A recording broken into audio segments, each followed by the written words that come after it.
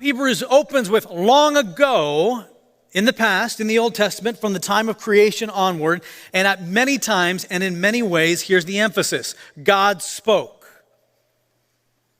He has self-disclosed. He has forfeited his privacy so that you might know him, that you might understand him. This is the grace. Grace is what? Favor that we don't deserve. This is the favor that we don't deserve in that God has disclosed himself. He has made himself known.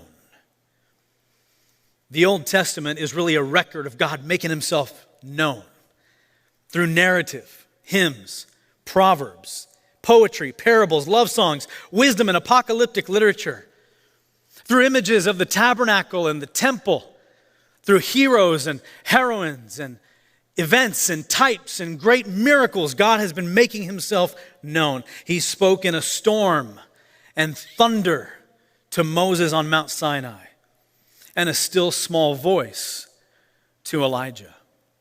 And many times and in different ways, God has spoken. It's almost as if you didn't get the narrative, well, we're going to try the poetry. And if you didn't get the poetry, then see the history. And if you didn't see the history, then see the apocalyptic imagery of a mighty God. He is speaking in all these different ways so that we understand and get a grasp of who this God is.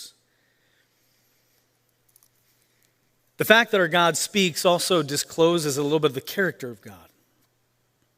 That God is a giving God. That in his very nature, he loves to give. And the first thing that he loves to give is himself. He wants to give knowledge of himself. What is the greatest thing that you can give to someone else? It is the knowledge of yourself. Not in that is an end in itself, but even in marriage. What is marriage? The greatest relationship, humanly speaking, whereby there is full disclosure of one another. God gives knowledge of himself, gives access to himself. He has spoken in many times past and in many different ways, but now he has spoken to us by his Son. He has spoken finally and definitively by his Son, who is the fulfillment of all the Old Testament ever talked about. In Jesus, God has spoken his final and his best word. There's no one else to come. There's no one else to complete the promises that God has made. You see, we as believers await the return of the Son, but we await no further word from the Son. This is very important.